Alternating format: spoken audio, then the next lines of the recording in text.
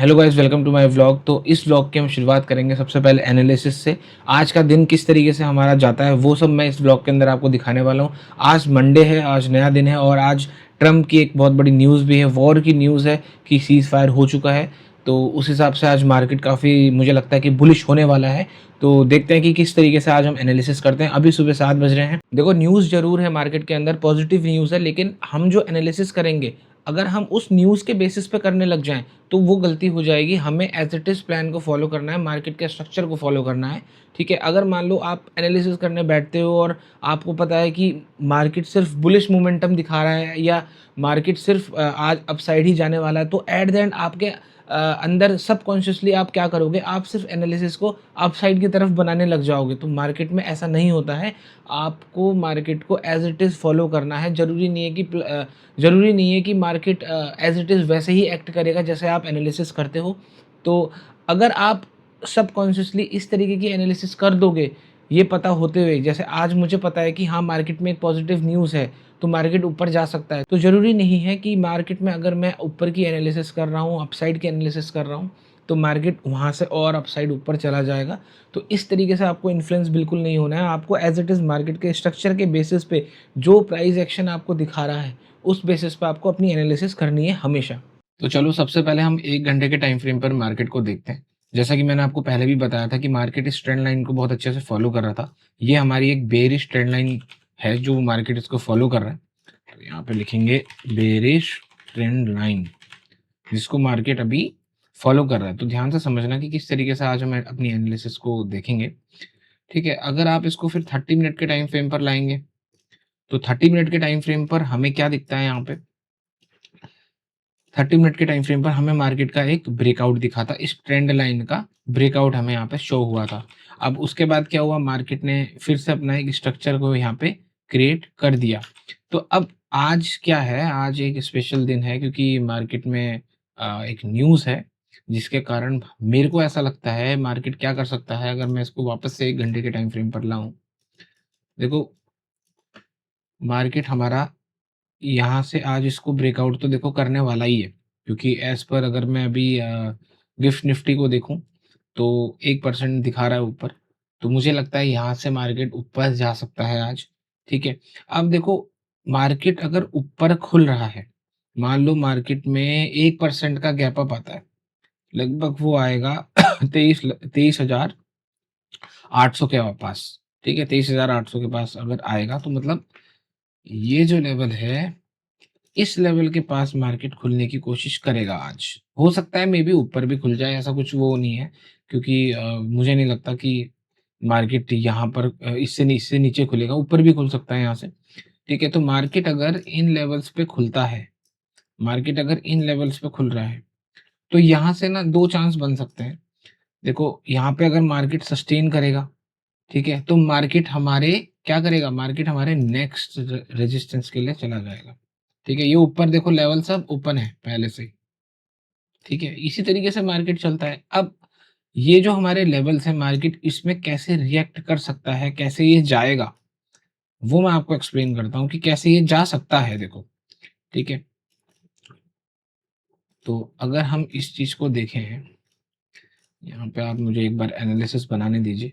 देखो, अब यहाँ पे मार्केट किस तरीके से एक्ट कर सकता है, वो मैं आपको एक्सप्लेन कर देता हूँ। सपोज़ दैट कि अगर मार्केट इस लेवल पे कहीं पे खुलता है, ठीक है? जो हमारी ये बेयरिश ट्रेंड लाइन है, 1 घंटे का टाइम फ्रेम इसको तोड़ता है, तो यहाँ पे हायर चांस ये रहेगा कि जिन लोगों ने यहाँ पे बाय किया हुआ है ना मार्केट को, जो लोग यहाँ से पोज़ीशन बना के बैठे हुए हैं, वो यहाँ पे आके ना थोड़ा बुकिंग करेंगे। तो मैं अब अगर इंट्राडे कर रहा हूँ तो वीवैप का हो सकता है मैं ट्रेड नीचे की तरफ ले लूँ, शॉर्ट सेल ले लूँ मैं वहाँ पे, ठीक है? क्योंकि मुझे पता है कि अगर थोड़ी बहुत भी रिट्रेसमेंट आएगी, ऑप्शन उड़ जाएगा और मेरे को क्विक मोमेंटम चाहिए वीवैप के अंदर, तो मैं वो लूँगा।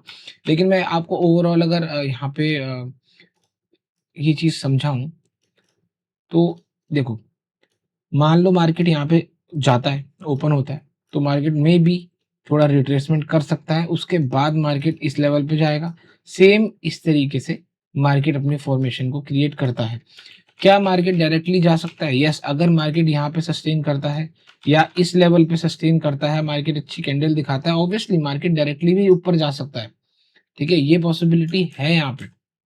ठीक है, तो ये चीज इतना इतना आई होप आप लोगों को समझ में आया हो, क्योंकि 1 घंटे के टाइम फ्रेम पर जो ये हमारी बेयरिश ट्रेंड लाइन है ना, ये जो है ये अगर टूटेगी तो देखो ये रिट्रेसमेंट भी करेगा।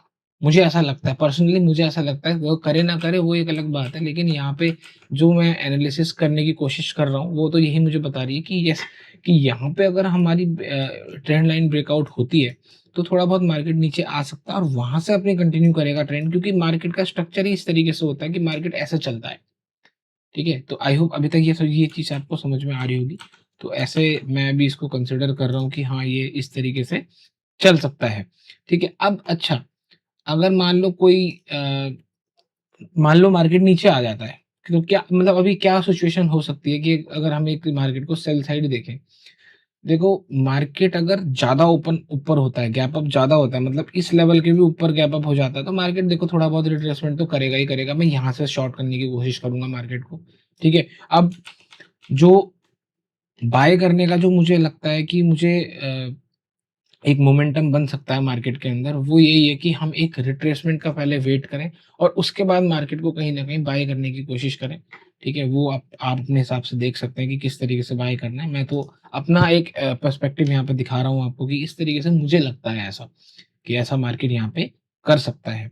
तो जो भी आप अपने ट्रेड्स लेंगे वो अपने फाइनेंशियल एडवाइज़र या आप खुद से अपनी एनालिसिस करके लेंगे। ठीक है? ये सिर्फ़ एक एजुकेशनल के लिए है वीडियो। तो देखो यहाँ पे अगर आप देखेंगे तो फिर हमारे जो रेजिस्टेंस लेवल है वो पहला तो ये है, फिर दूसरा हमारा रेजिस्टेंस लेवल ये बन जाएगा। तो आज की एनालिसिस बहुत सिंपल है। देखो, एक ना एनालिसिस जब आपको करनी होती है, आपको एक कहानी बनानी होती है।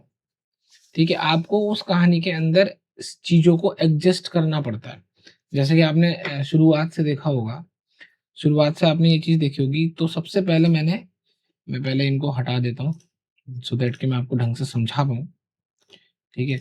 आपको अपनी एनालिसिस की ना एक स्टोरी बनानी होती है, सो दैट कि आप उस स्टोरी को समझें और वैसे फिर मार्केट के साथ रिएक्ट करना चालू करें।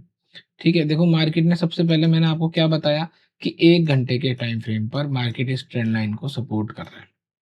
ठीक है?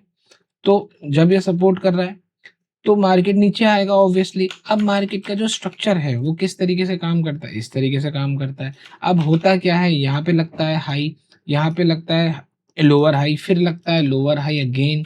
ठीक है, नीचे की अगर आप फॉर्मेशन की बात करेंगे तो लोअर लोज की फॉर्मेशन में मार्केट यहाँ पे चल रहा होता है। लेकिन अब क्या हो रहा है, मार्केट ऊपर क्यों जा रहा है? अब मार्केट ऊपर जाने का एक रीजन यहाँ पे सिंपल है कि जो लोअर लो लगना था वो अब बंद हो चुका है। अगर मार्केट को यहाँ से अपना ट्रेंड कंटिन्यू करना होता तो मार्केट नया लो ज़रूर लगाता, लेकिन इतने दिनों से मार्केट ने अपना नया लो नहीं लगाया।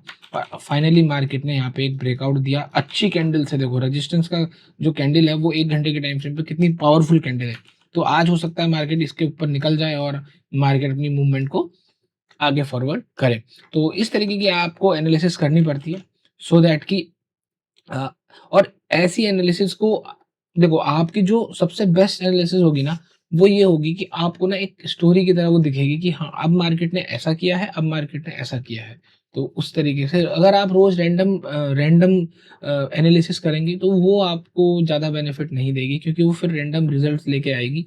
यहाँ पे हमें प्राइस एक्शन के हिसाब से जो-जो दिख रहा है, ठीक है? देखो, मुझे यहाँ पे क्या लगता है कि जो पहला रेजिस्टेंस है मार्केट का वो ये है, दूसरा रेजिस्टेंस मार्केट का मुझे ये लगता है, तीसरा रेजिस्टेंस उसके बाद ऊपर लगता है और मार्केट जा सकता है ऊपर, ऐसा कुछ नहीं है, क्योंकि अगर मार्केट गिरा है तो मार्केट बढ़ेगा भी।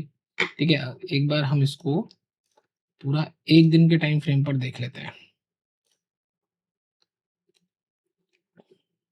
ओके। अब देखो ना, ये मार्केट किस तरीके से चलता है, अगर हम ओवरऑल पूरे दिन की बात करें, पूरे 1 डे टाइम फ्रेम पर है ये। ठीक है? इस तरीके से ही चलता है मार्केट। ठीक है? तो ये चीज़ें हैं, मार्केट का स्ट्रक्चर हर जगह पे है और अगर आप इसको सही तरीके से समझ गए, तो आपको बहुत बेनिफिट मिलेगा। सही एनालिसिस के साथ-साथ सही मार्केट की स्ट्रैटेजी और सही मार्केट की साइकोलॉजी होना बहुत ज़्यादा ज़रूरी है, सो दैट कि आप कंसिस्टेंट बेसिस पे रिजल्ट्स निकाल पाएँ। तो आई होप आप लोगों को आज की एनालिसिस समझ में आई होगी। पर्सपेक्टिव तो मेरा यही है कि मार्केट इस तरीके से मूव करेगा आज। बाकी देखते हैं, जो भी लाइव मार्केट में जैसा भी होगा मैं आपको वो चीज़ दिखाऊँगा।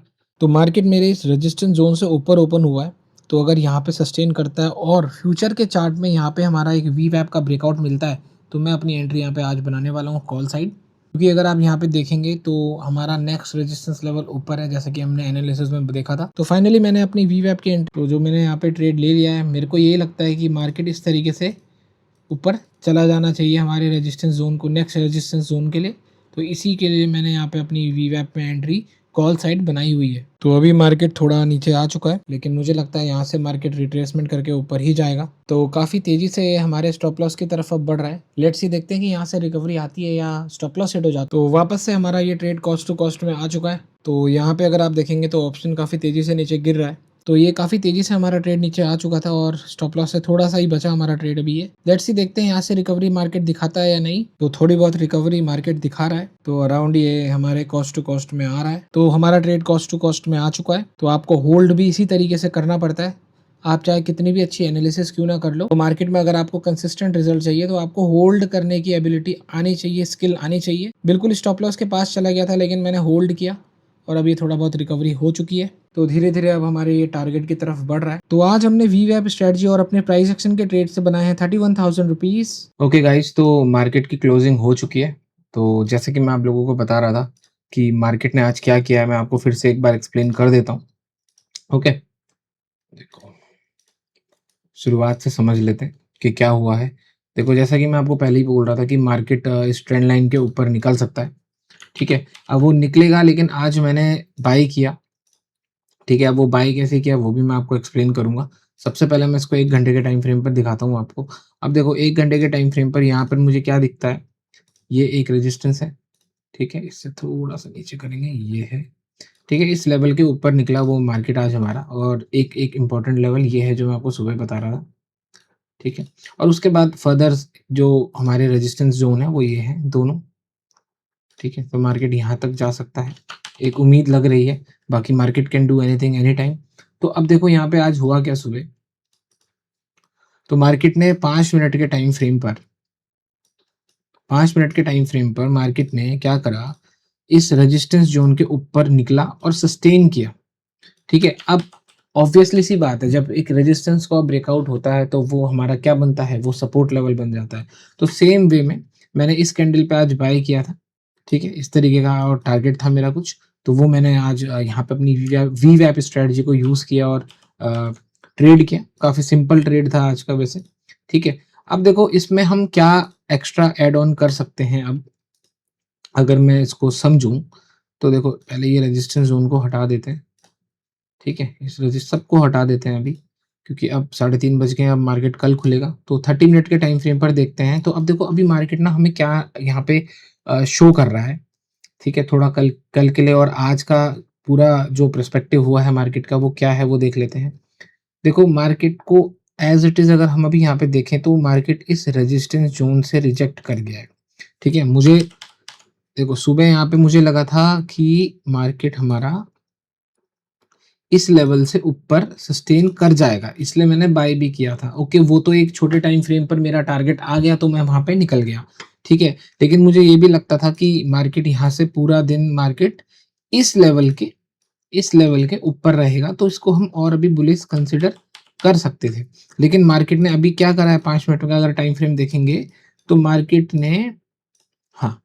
ने इस लेवल को भी यहाँ पे ब्रेक कर दिया। देखो, अब हुआ क्या है, इस लेवल को यहाँ पे ब्रेक किया, टेस्ट भी किया, कोशिश करी ऊपर जाने की वापस, लेकिन वो नहीं जा पाया और मार्केट भी यहाँ से नीचे आ रहा है। तो अब यहाँ पे क्या सिनेरियो बनता है, हम आगे किस तरीके से इस मार्केट को देख सकते हैं और अभी क्या हो रहा है वो मैं बताता हूँ। देखो, 30 मिनट के टाइम फ्रेम पर देखोगे वापस से, तो मार्केट ना एक स्ट्रक्चर के फॉर्म में चल रहा है। तो अब मार्केट को अब हम ये मानेंगे कि जो ये हमारी 1 घंटे की जो ट्रेंड लाइन आ रही है, जो 1 घंटे की ट्रेंड लाइन आ रही है ये वाली, इसको थोड़ा एडजस्ट करते हैं ये। ठीक है, अब हम ये कंसीडर करके चल रहे हैं कि ये थोड़ा रीटेस्ट कर सकता है। ऑब्वियसली रीटेस्ट करेगा ही, इतनी बड़ी मूवमेंट है, जो लोग यहाँ पे बाय करके बैठे हुए हैं वो लोग यहाँ पे अपने प्रॉफिट बुकिंग तो करेंगे ही करेंगे। ठीक है, क्योंकि प्रॉफिट बुक करते ही हैं इन्वेस्टर्स, या चाहे ट्रेडर हो या कोई भी हो। ठीक है, अब हमें यहाँ पे ढूंढना है नेक्स्ट सपोर्ट लेवल। ठीक है, अब नेक्स्ट सपोर्ट लेवल देखो ये है। मैं आपको ऐसा समझाता हूँ कि किस तरीके से मार्केट में सपोर्ट लेवल्स को ढूँढा जाता है। अब देखो, थोड़ा-सा अगर आप पीछे जाओगे इधर यहाँ पे, ठीक है? तो यहाँ पे अगर आपको दिखे, यहाँ पे आपको दिखेगा ये लेवल, ठीक है? ये हमारा पहले क्या था? रेजिस्टेंस, ठीक है? फिर ये लेवल रेजिस्टेंस का ब्रेकआउट आया, सपोर्ट का ब्रेकआउट आया और अब ये वापस से यहीं आ गया है, ठीक है? देखो कभी ना अगर ऐसे दिक्कत होती है जिस तरीके से ये हो रहा है कि यार हम इसको मिलाएं, इसको मिलाएं, इसको मिलाएं, कैसे मिलाएं हम इसकी, मतलब हम इसको एग्जैक्टली कैसे मिलाएं हम इसको जो सो दैट कि हमारे जो लेवल्स हैं वो बिल्कुल क्लियर आए। तो आप इसको ना लाइन चार्ट कर लो। लाइन चार्ट में ना क्या होगा, देखो आपको क्लोजिंग चीजें मिलेंगी, सारी क्लोजिंग वाली। ये देखो इस तरीके से आप इसको मिला सकते हो। तो यहाँ पे हमें क्या दिख रहा है मार्केट की, यहाँ पे कहीं पे मार्केट अगर सपोर्ट लेता है तो क्या हो सकता है, अगर हम इसको वापस से कैंडल स्टिक में देखें तो मार्केट क्या कर सकता है, यहाँ पे सपोर्ट लेने के बाद मार्केट हमारे ये दो रेजिस्टेंस लेवल को वापस से तोड़ सकता है। क्योंकि अब इस बार अगर ये वाला रेजिस्टेंस लेवल टूटा तो मार्केट इसको टेस्ट करेगा और फिर सेम यही सिनेरियो हो जाएगा, इसको टेस्ट करेगा, ठीक है? तो इस तरीके से मैं अभी मार्केट को देख रहा हूँ। आई होप आप लोगों को आज का मार्केट समझ में आया होगा। जिस तरीके से मैंने आपको एनालाइज करके मार्केट को बताया, वो चीज़ आप लोगों को समझ में आ रही होगी और काफ़ी मदद भी मिल रही होगी। अगर आपको इस ऐसी वीडियोस देख के मज़ा आ रहा है और आप चाहते हैं कि मैं ऐसी वीडियोस रोज़ बनाऊँ, तो आप प्लीज़ कमेंट करके मुझे ज़रूर बताना, इस वीडियो को लाइक करना। तो ऐसी और वीडियोस देखने के लिए आप इस चैनल को सब्सक्राइब कर लो। Have a nice day guys, thank you.